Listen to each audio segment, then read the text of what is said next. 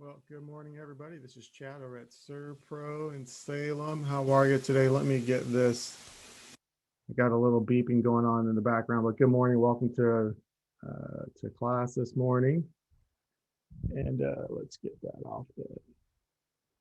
Uh-oh. Run into a little technical difficulty here on getting this alarm set off or alarm turned off. Um, can you, looks like there's 20 people in the class today. Let's let's get the chat session open. And if you're able to hear me, would you just give me a quick can hear you? That would be great. Um, so we got the chat panel open. Good morning. Good morning, William Connor. Good to see you. Bethany, good morning. Charlotte, Tiffany, Johanna, good morning. I am so happy you guys are here today. Spending your Friday to hang out with me a little bit, just getting a couple of technical things set up, but that's not your issue. That is my issue. Today's class is Unethical Customers in Disaster Cleanup. I think when we get into the class, there's a couple of things that I want to review. Um, yeah, there's just a couple of things I want to review, but we'll do the actual class stuff details first. But good morning. Today's class is Unethical Customers in Disaster Cleanup. The course number, which is registered with the state of Oregon, is 600089400. That is the class number. This class is set up for online streaming and also playback. So if you wanted to actually file this particular class to share with one of your colleagues, you're more than welcome to do that. So glad you guys are here again. Um, let's see, Jan, good morning. It's been a while since I've seen you, but good morning. Glad you're here. Mary Carmen, nice to see you. Nadine Sawyer, good to see you. I would like for this class to be interactive, and the best way we can do that is just by the chat session. And feel free as we go along to provide some input, insight. And if you folks are able to, when you leave a comment, change your comment section or your chat to everybody can see it. That way we can have a little more participatory from you folks. So yeah, let's jump right in. You do have to stay in the class. So there's my information, but we're going to go over ethics defined, the claim startup and filing, estimating, insurance proceeds. That's when the customer gets paid. Some conflict resolution stuff, and yeah, we'll just keep rolling. So one of the things that I think is always important in any type of scenario transaction or in a class is to make sure we're defining some words. And the word we want to define today is obviously ethics. Um, Stay in the class for the whole hour. That's why you get your credit. After the class, you will get, after the class, before the end of business today, you'll receive a link for a Google form. Please fill in the form. That's how we verify you're in the class. And that's what we use to upload your 1 CE credit to the state. We do have two additional CE hours of a pre-recorded CE class we did, I think back in 2018. And you'll also receive the links to those two classes. The links for those classes will show up in your mailbox on Monday, and those are on YouTube. And there's some specific instructions to receive the credit for those classes as well. It'll be down in the description, down below the video description on our YouTube channel. And so excited for next week's class, which is on Friday the 23rd, which really, I think, piggybacks off today's class. And it's related to conflict resolution. Let's see. All right, let's keep moving. Today's class is it's a 1 hour class. That's all we're gonna do. Let's go ahead and define ethics. And I'm sure many of you folks out there have an idea what ethics are or what it means. And you also know played out what ethics feels like. But for today, we'll just go over a couple of different definitions of ethics, the noun and the adjective. Ethics, the discipline. It's certainly a discipline to determine what's right or wrong.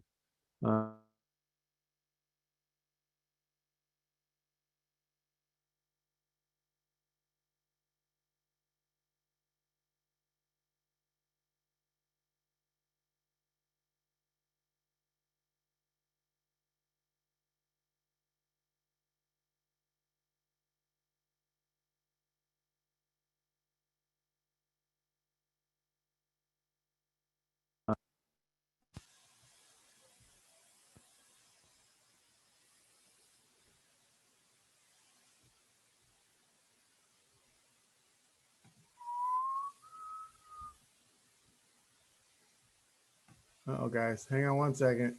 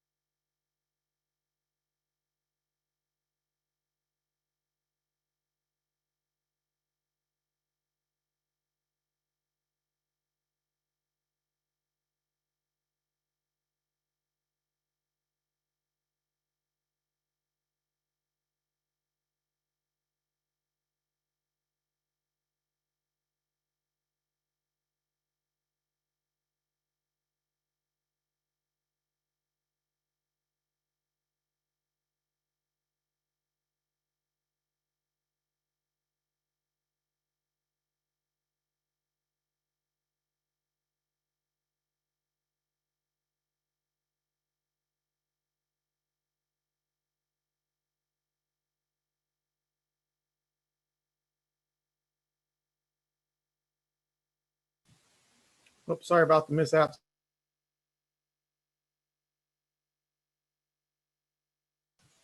Sorry about the mishaps, folks.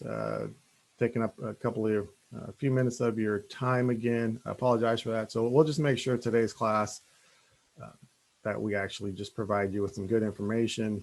And let's go ahead and get into a screen share. Get right back to it, and we'll just keep working from here. All right, now we're back on it.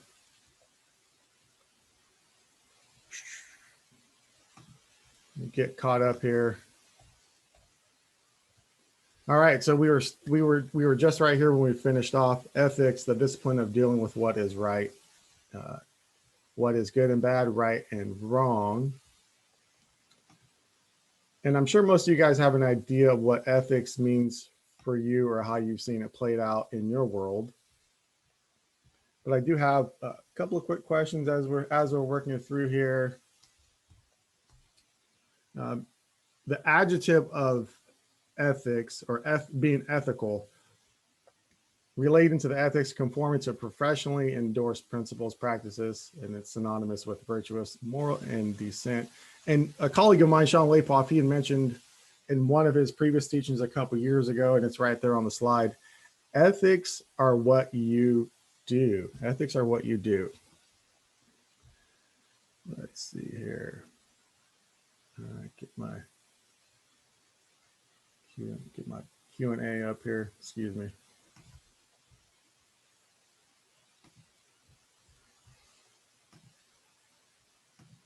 All right, moving on. So one of the things that is always good to, I think, review and have a conversation on, because the topic of ethics, even related to disaster cleanup and restoration, can be pretty wide and varied. Now, ethics, something that is unethical, isn't necessarily illegal. So ethics are not, unethical is not necessarily illegal. So with that being said, ethics deal with the particular person or persons involved, and you can see with see on the screen there, you've got the guy on the left, and he's got two people on his shoulders. He's got the good guy and the bad guy. You may have these. You may at times have had yourself kind of in this situation where you may have not been sure what to do. But ethics, based on the definition before, hopefully guides you in your decision-making process. Now, things that in the disaster restoration and cleanup over at Serpro, things that are unethical are not always illegal. And therein lies the challenge. So I was doing some research for this particular class, because what I wanted to find and share with you folks were things that were unethical but legal.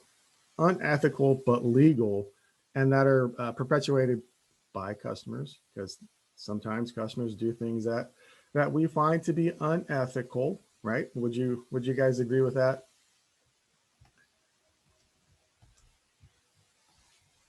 We've been in a situation where we've been cast in front of some customers that have been pretty challenging. But before we talk about customers, I think we should talk about the easier things. When we think of ethics or things being unethical, lots of times, from my experience, let's see here. From my experience, when we think of things not being ethical, what we generally could think of are things that, let's see, sorry folks. There we go. Got the chat back up. Lots of times we think of companies that are unethical. We think, hey, this particular company, they did X, Y, and Z, and that's unethical. This particular company, they have a picture of a burger, right? This nice, juicy burger, but what's actually delivered in your package looks nothing like the burger. So we may think of those things. Let's see. All right. Oh, yes. Bethany, yeah, she's had to deal with some customers that are unethical. So let's go back here for just a second. Yesterday, I was doing a little bit more research, dialing this thing down, and I searched out unethical. That's kind of the topic. And within like 0.35 seconds, there were more than 50 million different pages I can go to. Just goes to show you that there's lots of conversation on ethics, and ethics being ethical and what's unethical. There's lots of conversations in the marketplace about that. So we're not going to solve the world's problems today. Um, we may, just like in the opening screen with the Calvin and Hobbes, he reads the ethics. He gets a book on ethics. He reads the book, and then he says, "Yeah, I'm more confused now than I was before, and don't give me that kind of stuff again." So hopefully, after today, what you do is you smile a little bit more. Maybe you find some humor in what we're discussing, but also some of the realities of customers being unethical and how we can combat that. Let's keep moving on. So let's so this is the 1940s ad, and I know you didn't come for advertising, but it's good illustration of the things that we're talking about, things that could be unethical. And related to a question, do ethics change over time? Do ethics change over time? So vitamin donuts, have you ever had a vitamin donut? And doing some research and looking up this related to vitamin donuts, here's the thing, pretty interesting. The ingredients to make up the donut, so the processing of the flour, some nutrients were pulled out of the flour, and then once it's all processed, they put those nutrients back in the flour, and then so there we go, we have vitamin donuts. That's back then. You may or may not think that would be unethical. That depends on kind of your perspective and where you stand. But now, I think if we fast forward to the last, maybe 10 years, we have new products. Now, I know you didn't come to learn about products, but just showing you the idea that ethics can change and adjust over time. So vitamin water, it's a newer product. So if before vitamin donuts were unethical, I mean, I think a donut is great for a smile, and that's great. But vitamin donuts at the time, it wasn't considered ethical in advertising, so that was pulled. But now we have vitamin water. So there we go. We got vitamin water, which people just gobble this or drink lots of this stuff, and they sell it in all the different grocery stores. So a good illustration of how ethics change over time. And for those of you, you might have seen this pop up back and forth. Let's go back to our old a friend Lucille Ball with her Vita Meta Vegemin. Now this isn't necessarily an ethics thing. It's more just I think it's for those of you that have seen this particular show and have watched it over the years, and if you still watch the show, you still might think it's actually pretty funny, which I do find it funny. Now, who out there in the chat has participated or not participated, but have seen this episode? Just go ahead and jump in on the panel, jump in on the chat, and just say if you've watched it. If you haven't watched it, go ahead and look it up, because you will find that it is hilarious. It's actually hilarious. So getting back on the ethics, I know you weren't here to talk about Vita Meta Vegemin. You're here to learn about ethics and disaster restoration and cleanup, and we'll get there. We'll get there. But now I want to move over to the idea of when customers are unethical. Very challenging. You might have some of these scenarios in your office where you're feeling, hey, this customer is acting in a way that is unethical, is acting in a way that's unethical. And I think one of the ways that we could display that in a not so humorous, but in a factual thing in the real world. Factual thing in the real world. Okay. There we go. We waited 30 minutes and no service, and they, at least I suppose they practiced their cursive with ketchup and mustard, and they even underline the ketchup with yellow mustard. Yeah. So is that an ethical thing? Is that we waited 30 minutes, no service, taking the condiments and writing that stuff down? Is it illegal to do that? Is that illegal? No, it's just bad manners and bad ethics. Bad manners, bad ethics. So now we're kind of setting up the stage for the rest of our time here together, which will go for about another 40 minutes, so we can be ethical in our reporting to the state that you guys have attended for 50 minutes. For each 1 hour of credit, you got to be in class for 50 minutes. And that is the direction we're going. Today's slides are mainly put together of just some photos and some pictures to hopefully draw some conversation, because that's what I want to do with you guys. I want to see, I like to see some conversation. We'll pull the chat back up here. Yeah, just we'll get the conversation going back up. Now, I'm not asking you to raise your hands, but you may have been in a restaurant where you waited a long time. And I don't think any of you on the line have taken ketchup and mustard and have done that, have written all over the countertop. Okay, so let's move on and let's get to the meat of this particular presentation. That's when customers are unethical.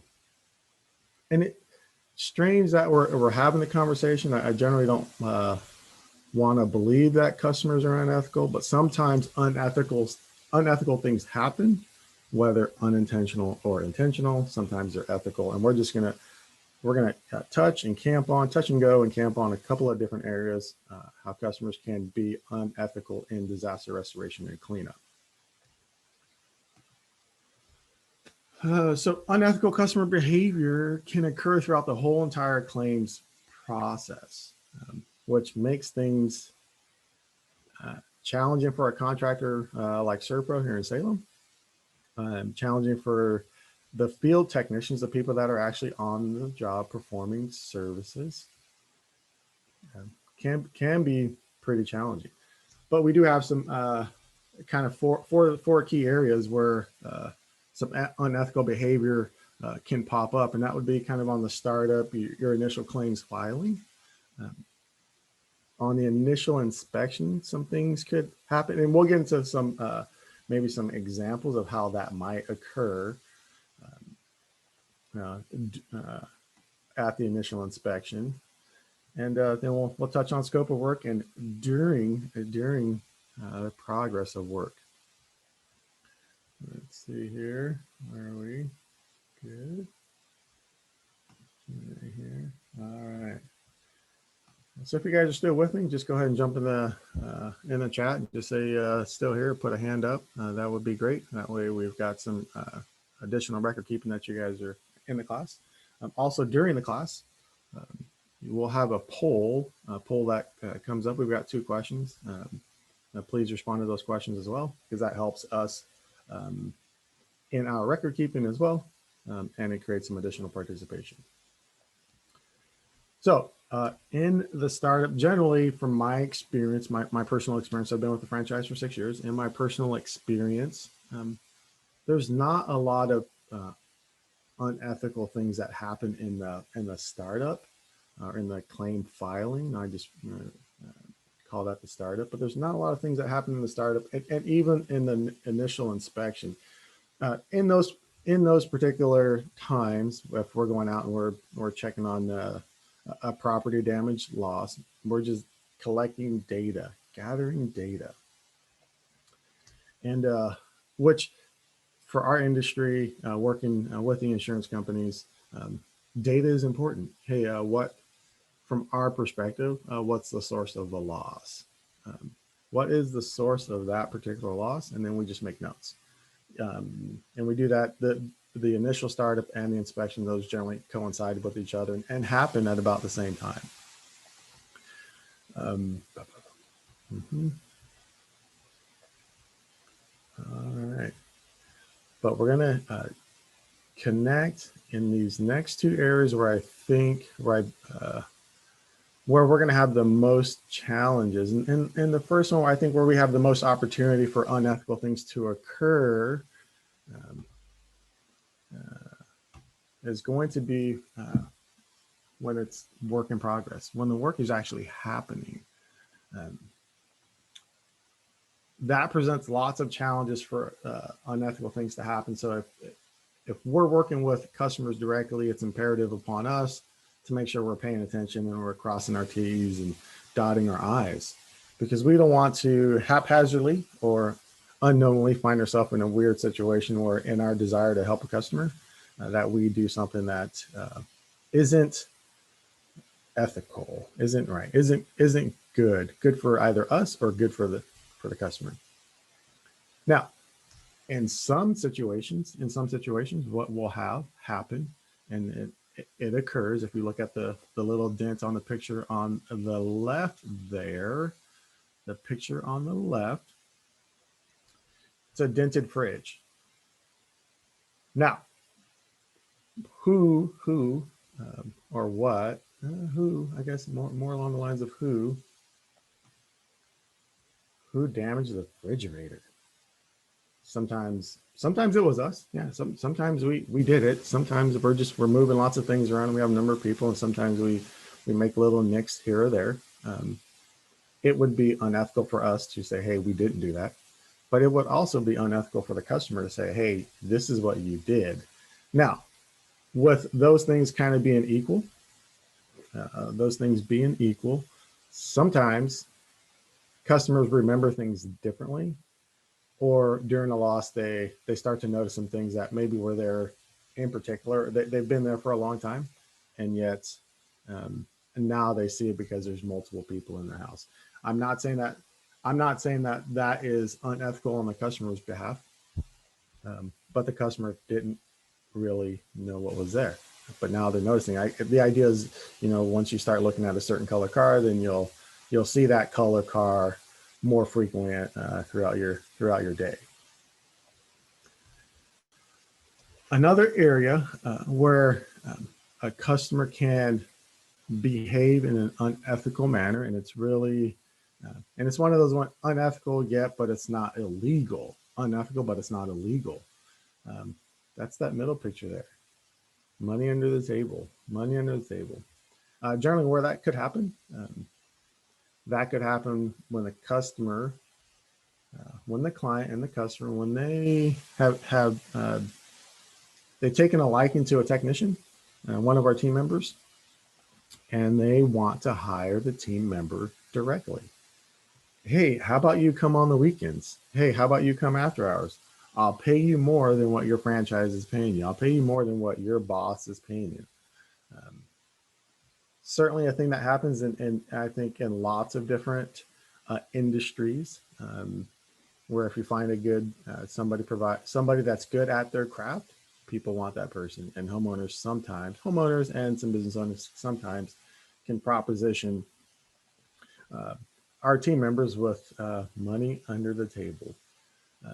The idea of money under the table, that whole idea is, hey, nobody's looking, nobody has to see, nobody has to know, just between me and you, we're right here, me and you. Now, I'm thankful that we don't have to deal with that on a widespread basis, which makes our job a little bit easier and also provides a line of delineation for professionalism. There are some scenarios, and I've read about them, where technicians, not from our franchise, from others, and not from your book of business, but from other people, where customers hire technicians directly. They hire people directly on the side. And what ends up happening is those things never really, they don't pan out well. Yeah, they don't pan out well. Tiffany, I see you. Yep, absolutely. Childcare, dog grooming, and many other industries. Yeah. I can see how that would be an issue. I can see where those, especially Mike in the personal services business, in the dog grooming business, where I don't want to take my pet to one of the retail stores. I'll just meet this person, and I'll meet this person at the pet store, and then I'll hire them offline. Now, sometimes people know your skills and your ability, and we'll I'm taking a little side script, but we'll jump back. Oh, Samantha just said something there, and she's if it has to be hidden from someone, it's not ethical. I like that one. Great input on that. So kind of going back to what I was saying before, generally in a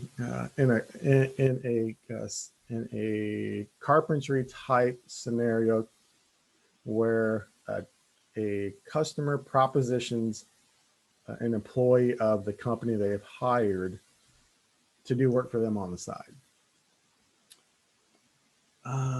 Never really works out to either benefit, and really in the end, the actual company, um, is damaged. It is hurt because of reputation.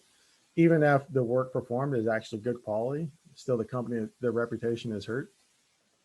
Um, because one of their employees did something on the side. Now, interesting. We can talk about ethics in our business in terms of kind of on our side of the fence, and there are some things that we do, and some larger Serco franchises that travel to different storm events. There's some things in place to curtail and curb somebody from acting in an unethical manner. That would be something as simple as everybody takes a break at the same time, everybody goes to lunch at the same time. If we are doing a demo in a large facility or a building, everybody takes their trash bag and they're the ones to take it out to the dumpster at the same time. So what they're doing is they're systems and processes in place to curtail the opportunity to act in an unethical way. Um, back to customers and employees. When you're hiring employees on the side for a few extra dollars, the companies are damaged because now they're let's see here. Now they have people on the team. Uh, Now they have people on the team that are working for the customer on the side, and if something were to be damaged, who is going to be held responsible? So, like going back to that refrigerator, who is going to be responsible to pay for that refrigerator? Is it the employee or the company? Well, generally speaking, companies are going to do that not because they desire to do so, but because they have to protect their reputation as much as possible. And usually, if you have employees that way, it could just mean they need some extra training. It's a reprimand and maybe even some time off of work. So if it's under the table, again, if it's under the table, if a customer is propositioning an employee under the table, then it's not ethical. Some other areas where there are opportunity for some things that are unethical to play out, and if there are some other in the chat there, if you have some other ideas as we're discussing this, where ethics play a role, if you've experienced some unethical behavior from your customers, feel free to jump in. Don't name customers, but I think your experiences are valuable for the rest of the team, for me, and for those on today's call. Another area where an opportunity for ethics to be played out and for customers to act in an unethical way, delayed payment. Okay, this is kind of a big deal. Delayed payment. At the end of the day, just like you folks provide a good service and you want to get compensated, and that's the same for us. Provide a service, and we certainly would like to be compensated for the services that we provide. The delayed payment, is it unethical to delay payment? So if you're in the chat, is it unethical to delay payment? Feel free to jump in on the chat and put your answers in there. And I think now I'm gonna go ahead and let's get a poll going. We'll take a second. We'll take a break, not a break, but just a few seconds to have this poll question pop up. And let's see. We'll have you guys take a vote on this. So here's a poll. Are unethical actions, whether committed knowingly or unknowingly, equivalent to illegal actions? Are unethical actions, whether committed knowingly or unknowingly, equivalent to illegal actions? So we've got a couple people answering. We've got some no's and some yeses coming in. And we're about 10 respondents, and we've got just a few more seconds to finish out this poll. We'll share the results. Again, are unethical actions, whether committed knowingly or unknowingly, equivalent to illegal actions? It's a pretty good spread. So out of 14 respondents, we've got 10 on the no side and 4 on the yes side. Go ahead and stop the polling right there. So 14 out of 17 of you responded. Thank you very much for that. So again, 10 on the no side and 4 on the yes side.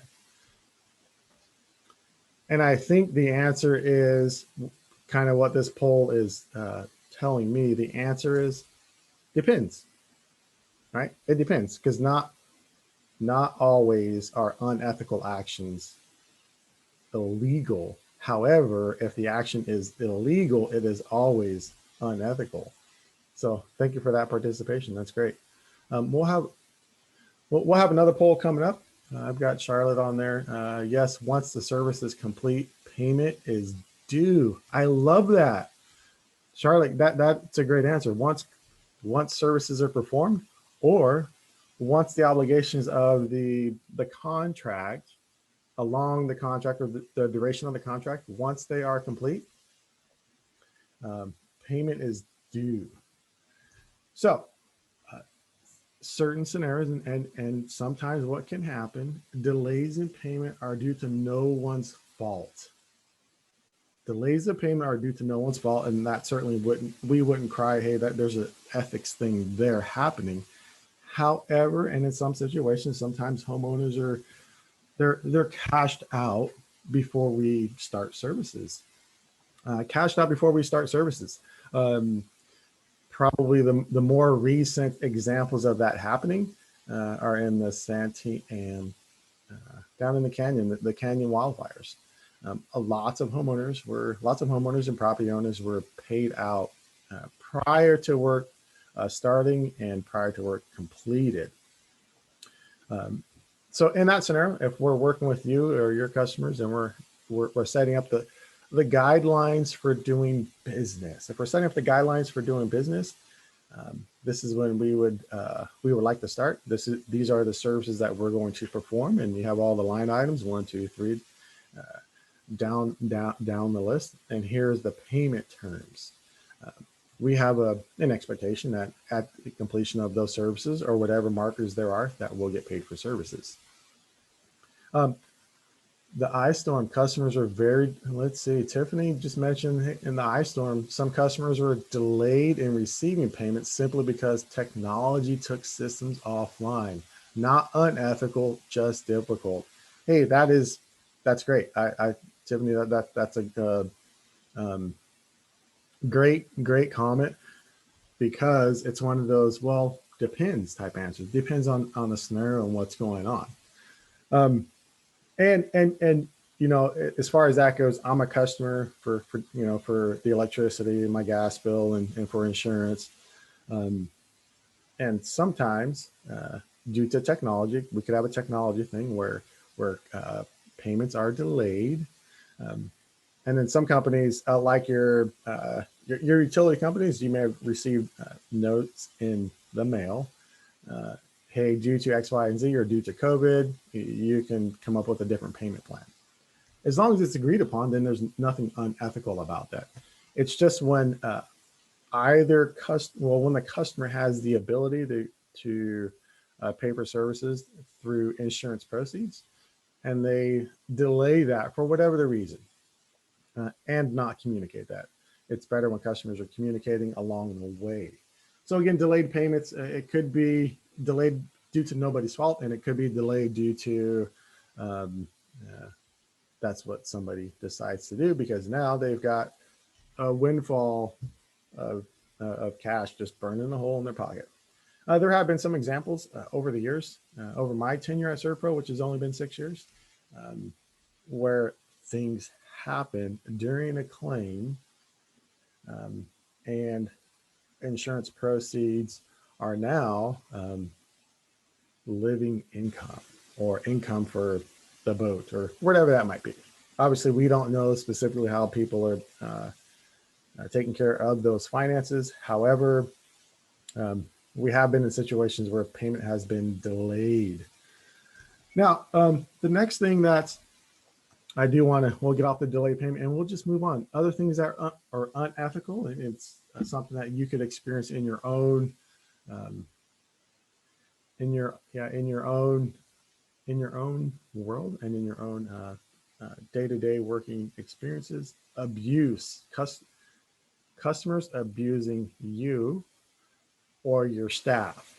Customer abuse is never, ever acceptable. And that comes in multiple forms and in multiple ways. Customer abuse, it could be verbal abuse where customers are um, not working and working with your office staff or your field staff in a way that you as the business owner or you as yourself um, would appreciate. So now we get into this really unique scenario where you have customers that are not behaving appropriately towards your staff. And so there's uh, things of belittling, yelling, condescension towards your staff. And then there's also out and out, excuse me, out and out things that you're like, whoa, hey, pump the brakes, pump the brakes. Um, Sometimes customers will, again, so we did talk about hiring your technicians on the side. I, kind of thinking this through and talking about this a few years back, we did have a customer that we worked with over the years. And we performed some services for this particular customer, and they had a fire, and they had a fire in their building, and they're out on the coast. And we walked away. It was tough, and tough on the franchise, tough for our office staff, tough for the marketing team. We walked away from that because you're walking away from work that your team could be performing, dollars that your business could be receiving. And luckily, not luckily, but I think more in retrospect, it's because of the ownership that we have at our franchise. Um, we wouldn't allow our team members to be abused for money. Does that make sense? Don't allow your team members to be abused for money. So if you're in a situation where you're dealing with a customer who thinks the customer is always right and you must do what they say, if that's the customer attitude, that's probably going to be the customer experience all throughout the process. And if you live by referrals and word of mouth and good online reviews, sometimes firing the customer is good. I mean, let's fire the headaches, and we fired the customer. We fired the customer. We had some conversation in the office, fired the customer, and moved on. And business life continues. Now, Tiffany mentioned just back here a few minutes ago in our conversation, being transparent as much as possible and just being empathetic is what helps to bridge the gap. I love that, and we're going to touch on that in just a second. And kind of why we're talking about that, Tiffany, next Friday's class. I think I invite you guys to attend. You'll get a link because it's really talking about communication. Let's keep communicating. Let's go ahead. I've got another poll I like to queue up for you guys. And let's see here. I'll get the next poll rolling. And I would be surprised if we don't receive 100% answer and the same answer. But here's a poll. We'll go ahead and take a few seconds to get this up and get it rolling. Have you had to deal with an unethical customer or client? Oh man, everybody. Yep. Uh-oh. Okay, I've got somebody that said no. Okay, that's fantastic. So that's a good response. 15 people responded, 14 people yes, and one person says they have not had to deal with an unethical client. In that regard, I just ended the poll there, but thank you guys for participating in that. In that regard, dealing with an unethical client, if it's knowingly or unknowingly, in the chat, how do you communicate with that particular client? If it's unknowingly unethical, then what's your plan and what's your solution to communicate with that client? Love to see love to see your answers there. So we're gonna get into something that I hope maybe makes you laugh a little bit, challenge you a little bit, and kind of get your mind thinking in this framework of being ethical or unethical. Sometimes it could be such that our perspective and how we view things and our experiences might teach us, hey, this is ethical because it is legal. Again, I'm not a lawyer, so if you have legal questions or how to specifically handle a certain situation, I know in different insurance agencies, you folks have resources available, maybe through your carrier or your peers or your mentors, how to answer some questions. All right, so I'm gonna. Oh well, here's some of the answers are rolling in now. Let me read some of these answers before we move on here. Clarify the right and the wrong. Hey, this is why this is this with clarity. I think clarity is good for both sides, the customer and your team. So I think that's great. Be the Tiffany's be the expert, not the customer. Fantastic. Bethany, all interactions are documented and kept in their file. Man, I think that there, Bethany, is a huge thing. If you can, if you could write down your conversations specifically about what you talked about, short notes, the time and date, somewhere in the system somewhere, because you're not going to remember every single conversation. Interesting that you brought that up. We were working with a customer up in the canyon, and we had lots of detailed notes for all of our conversations with the customer, with the adjusters, and then also with our internal staff. This particular claim, because it was during wildfire season, and I think most carriers were shorthanded with adjusters in the field. Some clients had multiple adjusters. This particular claim, I think there was about 5 different adjusters. And there was no way possible that somebody like me or somebody else on the team could remember 5 different conversations with somebody not local that you're either calling or leaving voicemail messages. But we took copious notes, and really it's the notes that allowed us to move through that process and that conflict resolution with the client and come to some agreeable terms at the end where everybody is happy and satisfied. Okay, let's see. We have one, Natalie, try to listen and steer them hopefully in the right direction. At times they don't realize even you're doing this, and they agree in the end. Help customers get what they want. So acknowledge, I guess, listen and hear them and acknowledge what they want. Acknowledge what they're saying, and hopefully you're able to deliver what they want in a way that's acceptable. And then we'll keep moving. I do want to get to this next one because I think this might either make you laugh or it might make you check. It might make you check your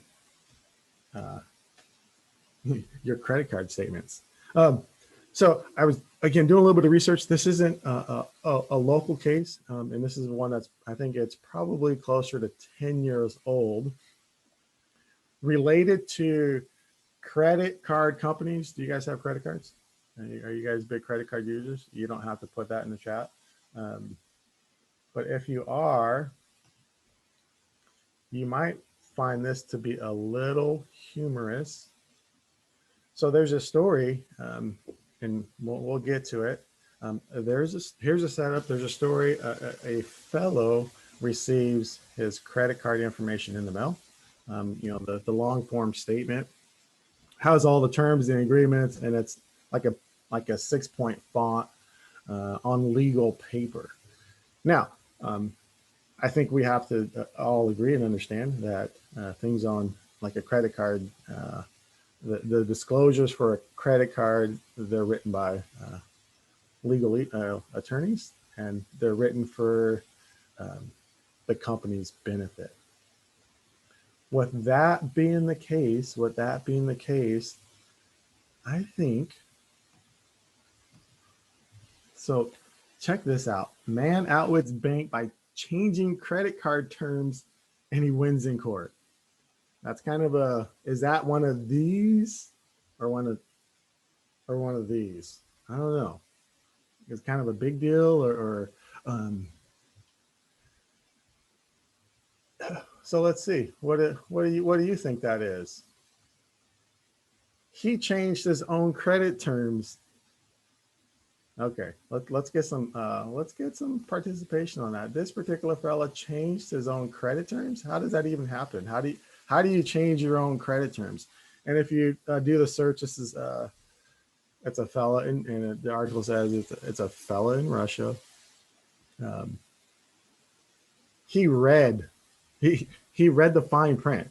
Okay, so I don't know if he had anything better to do, but he read the fine print, and there were some spots in his paperwork in the fine print, and this is the credit card offer, where he could actually write in his own terms. Oh, Bethany, yeah, all right. She jumped. Bethany, you kind of jumped the gun on this one. If it was accepted by the bank and they agree to it, then I would not count that as being unethical. Wow. Okay. Are there anybody? Is there anybody else in the class that have maybe a different thought process on that? Feel free to put that in the chat as well.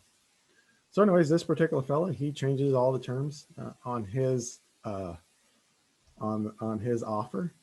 The finance company, the bank, or the credit card company, they accept the offer and issue the card. They accept the offer and issue the card. Um, can you take a guess as to what terms he had put down on his offer? Uh, Obviously, he put all the terms down that were to his benefit and his benefit only. Uh, Things like 0% interest for the life of the card, and I think he said at almost any time he could just close the card and not be responsible. Um, so I think making the counter offer is what he did. His counter offers was accepted. Um, he was issued the card, and he used the card as a part of the agreement. He used the card as part of the agreement. And at some point, the bank did catch wind of it. They did bring him to court, and he did win in court. However, he did have to pay back the money that he used on the credit card. You can look that up, but he did have to pay back the money that he used on the credit card, and that's from August 19th of 2013. So he had to pay back what he used on the card, but everything else in the offer stood um, as agreed upon and as accepted by the card company. Okay, let's now. I'm only bringing that up because it's one of these things where it's one half, half in one hand, six in the other, whatever that analogy is. But it's kind of like that.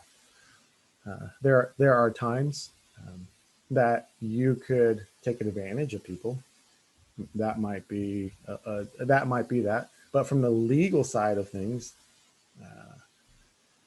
he wrote a counteroffer and it was accepted, and then off to off to the Gucci store, I guess.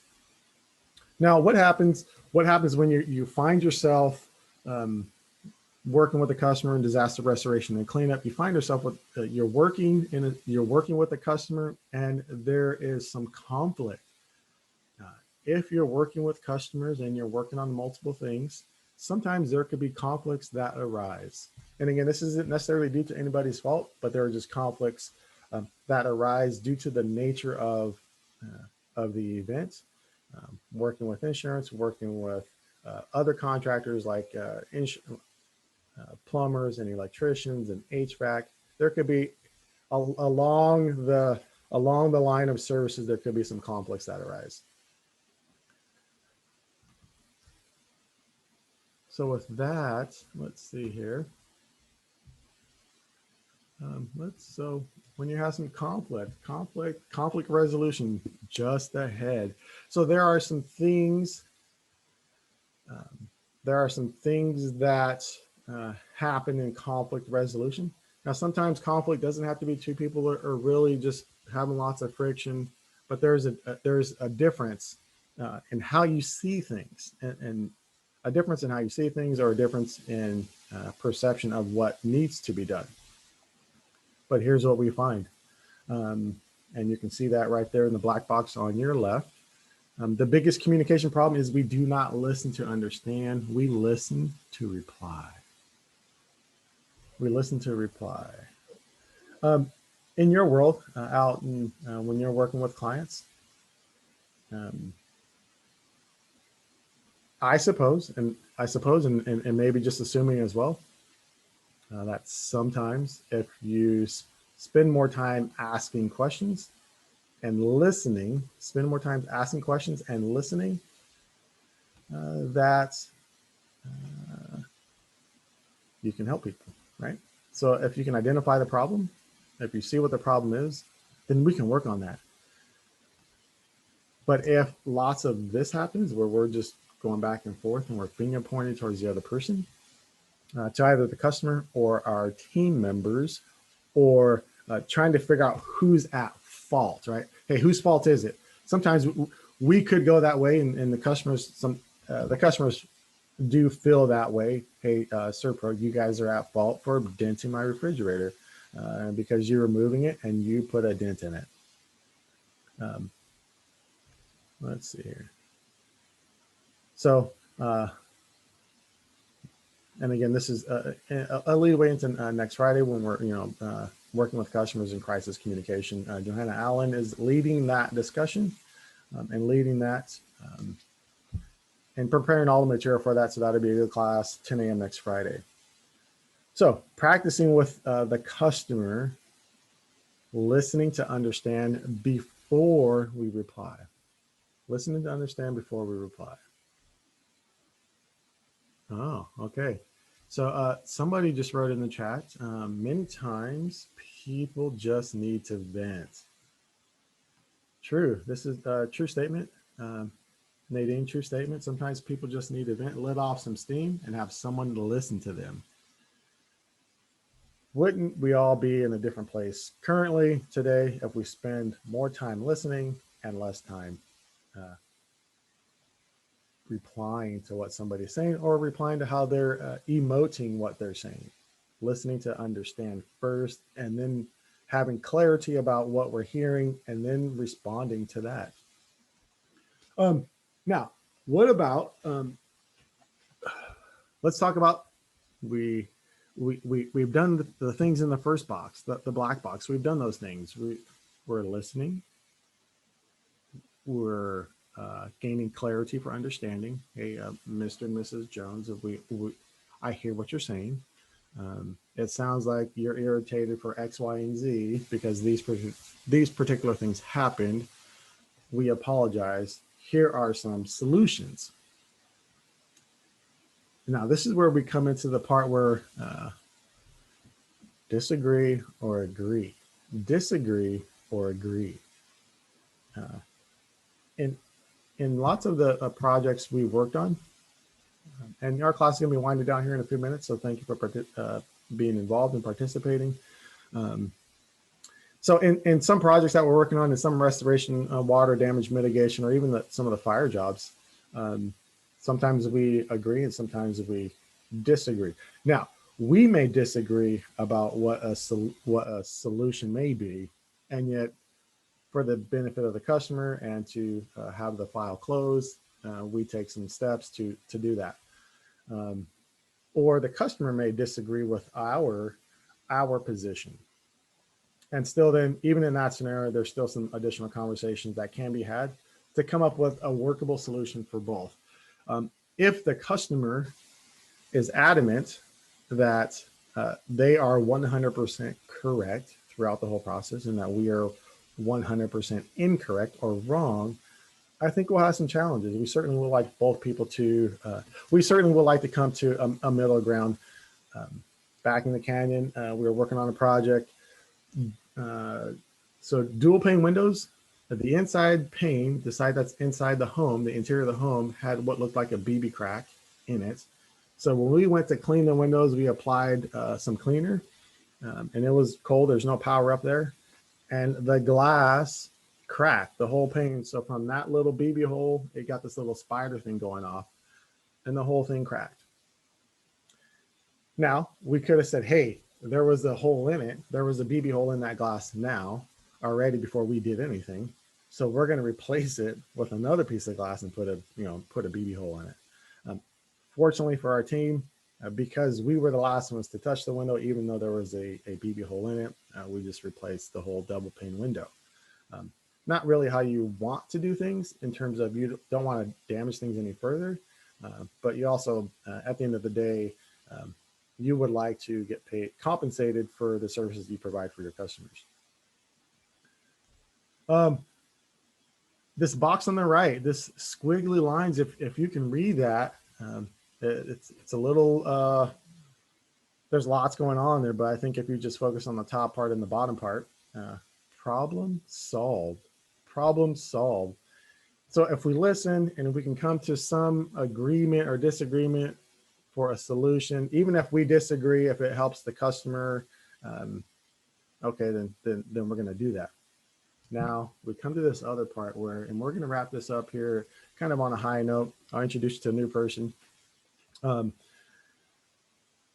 So sometimes we find ourselves where I discussed earlier, delayed payment. Okay, so customer delays payment, and sometimes the customer decides not to pay. Well, what do we as a franchise when a customer just decides, I'm not going to pay? I am not going to pay you. Well, that leaves us with one option, pretty much one option. And it's an option as a general contractor in the state of Oregon. We have the right to exercise, and that's called a lien. We don't like to do that. In some cases, we have to do that for whatever the scenario is. And we have to take people to go see the judge. Yep, we got to take people to go see the judge. And I don't know if the judge smiles like that or not, but it's not where we want to be. It doesn't really, it takes a lot of time and it costs more money for everybody involved. However, in certain scenarios, we have to lien the property and take people, not necessarily to see the judge, but do all the paperwork necessary to file a lien on the property. And never a good thing. If that ever happens with us and one of your clients, well, court cases are, I think they're public record. But even if there's issues with your clients along the way, we'll probably have some conversations. Whoever you might be, hey, Mr. Jones, we're having an issue with this particular client. Not really sure. There's some friction there a little bit. And we do that so you know what's going on. We certainly want your clients to have a good claim experience, and we believe we're a part of that process. Now, what do you guys do? What do you guys do for your own in-house? Just some questions, and you don't not necessarily need to answer, but we'll wind this thing down. What are some of the things that you guys do in-house to train your own team, to train your team on how to spot unethical customer behavior? And again, it's and I guess if somebody's performing in an unethical way in your office, it's either related to potential fraud or they're not being a nice customer.